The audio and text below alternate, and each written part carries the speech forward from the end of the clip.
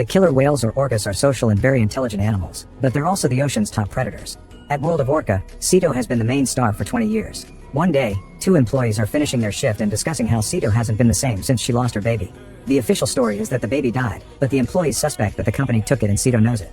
Before closing, one of the women goes to check on Cito, but the orca won't come when she calls. The employee gets in the pool to take a better look and is startled by something moving behind her. Cito begins swimming around her until she suddenly attacks her. Meanwhile, Maddie is working at a restaurant when she's startled by a voice. It's her boyfriend Chad, who just graduated. Maddie asks him if their friend Trish is mad with her for working instead of attending the ceremony, but Chad says he covered for her. Since Maddie's graduation is next week, Chad brought her a little gift. It's a necklace with a cello charm because that's the instrument Maddie plays. Chad puts it around her neck and they both lean in for a kiss. Suddenly a robber enters the restaurant and points his gun at them. He makes the couple drop their phones and pushes Chad away before asking Maddie to open the register. After she gives him all the money, the robber asks for her necklace too. Maddie struggles to take it off and Chad uses the chance to jump on the man, trying to get the gun. Unfortunately, the thief overpowers Chad and starts beating him up with his weapon. Maddie joins the struggle and grabs the tip of the gun at the same time the men do. After lots of pulling, the gun is accidentally shot near Maddie's head, leaving her with a ringing noise in her ears. The men keep on fighting for the gun and Chad manages to gain control of it, shooting the robber to bring him down. The guy grabs the money and immediately runs away, escaping in his truck. Chad rushes outside and finds the necklace on the ground, so he gives it back to Maddie. At that moment, the robber returns to hit Chad with his truck, instantly killing him. A year later, Maddie is still a waitress and has to wear a hearing aid because her ears were permanently damaged. Her friend Trish comes to see and scolds her for never answering her phone, revealing they haven't seen each other since the incident. They've always talked about going on a trip together, so Trish has already organized and paid for everything to go now. They start packing and Maddie gets sad when she finds pictures of Chad, which makes her go down memory lane. Trish tries to comfort her, but at that moment she notices that the cello is covered in dust and has a broken pin. Maddie admits she hasn't played in a while but refuses to elaborate. A few hours later, the duo arrives in Thailand. They relax in the pool with some drinks and take pictures with Trish's new waterproof phone for her social media. Then they go to the beach, where Trish flirts with a guy named Josh who works at the tourist information booth. There's a woman selling souvenirs and the duo buys some cute wooden whales. Trish knows that Chad and Maddie always talked about the famous Cito, so she reveals she has tickets for the Orca show. However, Maddie is offended and walks away. Trish follows and asks what the issue is. Maddie explains that she doesn't like seeing animals in captivity and refuses to support World of Orca. She and Chad always talked about Cito because her baby died in a tank of pneumonia, but they never trusted the official story. Their dream has always been to watch orcas, but in the wild. Trish apologizes for the misunderstanding and they agree to do other activities. The girls go to the information booth and Josh gives them a few ideas. Maddie notices the World of Orca brochures and Josh tells her that he hates that place because the animals should be free. He thinks the orca baby was taken away and that's how Cito got a scar across her face. After tearing the brochure apart, Josh invites them to a party. In the evening, the girls have lots of fun at the party, dancing for hours and drinking until they are drunk. Josh surprises them by showing a broken plank on the World of Orca fence, which means they could sneak inside.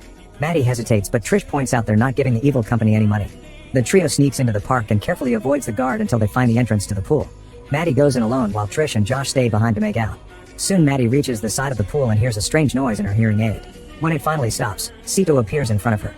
Maddie puts her hand up and apologizes for what humans did to her.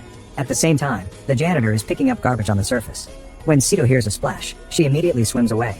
Maddie thinks her friends made the noise and checks on them, but they're still getting busy by the entrance. Then Maddie looks at the pool again and is shocked to discover the janitor's dead body, so she screams and runs away. The security guard also sees the body in the water and starts searching the area until he finds the three friends. The trio immediately starts running and the guard chases after them. Maddie's bag gets stuck on the fence, but she pulls until she frees it and the group manages to escape. The guard then calls his boss to inform him that there's been another death in Cito's tank, so the boss tells him to get rid of her. The next morning, Maddie wakes up on the beach and Josh and Trish have a surprise for her. They go on a jet ski ride and enjoy sailing through the sea at high speed. Eventually they reach a deserted island and Maddie is impressed by the fantastic view. She wonders why people don't come here, so Josh explains that something happened many years ago and now the locals think the place is cursed. He notices that Trish spends too much time on her phone, so Maddie has to explain to him what an influencer is. Josh takes Trish's phone and puts it away in the jet ski, telling her to enjoy the island instead of the screen. Maddie has also brought her phone, so Trish hides it from Josh. Afterward, Maddie relaxes on a floaty while the couple rides the jet ski. As Trish tries to take pictures with Maddie's phone, she keeps holding on to Josh's head and covering his eyes. The jet ski suddenly bumps into something, causing them to fall into the water. While Maddie's phone floats away, Trish swims to get on the floaty too.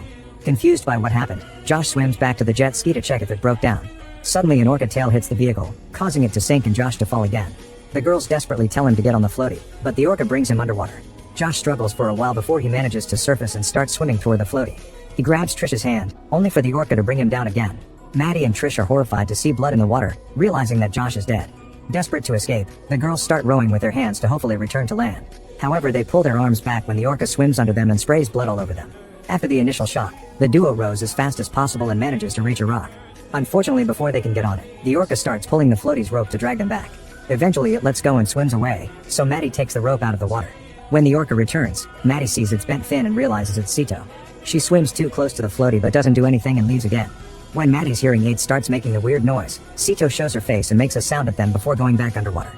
The girls scream when Sito swims under them, but nothing happens this time either. Maddie realizes their only chance to escape is by swimming. Sito is coming closer, so they need to hurry. Trish jumps into the water, but when Maddie is about to join her, she freezes because her aid is making the noise again. She ends up falling into the water and the pouch with her aid's extra battery slips out of her pocket to float away. Maddie can't go after it because Sito is too close, so she gets back on the floaty instead. Trish keeps on swimming and manages to climb a rock right before Sito reaches her. Then Maddie apologizes for leaving her behind and throws her bag, which Trish has to retrieve from the water. Suddenly Sito starts pulling the rope again, and this time it removes the plug, so the floaty begins to lose its air. Maddie jumps into the water and swims as fast as possible until she makes it to the rock. Trish helps her climb, and in the process Maddie steps on an oyster, which injures her foot. Sito jumps out and tries to bite her, but the girls move away just in time. The friends hug in relief, only for Trish to discover she's injured her thigh on the rock. Maddie takes off her jacket and they use a small rock to cut off the sleeves, which they painfully wrap around their wounds. Then they discuss Sito, wondering why she's free. Maddie points out that orcas don't attack humans in the wild and only do it in captivity, which means Sito thinks she's still trapped. Since the jet ski has sunk, the girls search the bag for anything useful and find gum, which is their only meal for now. There's also an empty sandwich bag, so Trish blows it up and holds it up, explaining that if they let it swelter in the sun it'll eventually gather water. The process will take 4 to 6 hours. Then the duo starts yelling for help, but nobody can hear them, so they decide to save their energy. A few hours later, Trish sees a boat in the distance. The girls immediately start screaming and waving again, but the boat doesn't see them and goes away. Being trapped on this rock makes Maddie understand how Sito felt in the pool. Suddenly Sito swims by and Maddie's hearing aid makes the noise again. When they look down, they see Josh's severed arm, which has a flashlight tied to its wrist. Maddie tries to use her bag to reach it and almost falls, but Trish catches her. Then Trish holds Maddie's legs so she can lean over the rock and get the flashlight from the arm. That night they flash the light to try to get help, to no avail. The next morning their skin is all red from the sun. The bag finally has some water, so they share the few drops. After some hesitation, Trish asks Maddie why she stopped playing the cello, so Maddie explains she couldn't do it anymore after Chad's death. Trish thinks it's not too late for her friend to go back to school and promises to always be there for her, so they hold hands to comfort each other. Feeling hungry, the duo decides to try to eat the oyster. Trish holds Maddie's legs as she goes underwater, but no matter how hard she pulls, the oyster won't come off. Suddenly Sito swims nearby, startling Maddie so badly that she falls into the water. She uses the chance to finally grab the oyster and climbs back on the rock with Trish's help, avoiding Sito at the last second. Afterward, Trish tries using a rock to break the oyster, to no avail. Maddie takes Chad's cremation stone box from her bag and gives the lid to Trish, who finally manages to open the oyster. Each of them eats half and it tastes awful, but they force themselves to swallow it for the sake of nutrients. Maddie stares at Chad's cremation stone and decides it's time to finally let go. She shares some final words of love and kisses the stone before throwing it into the water.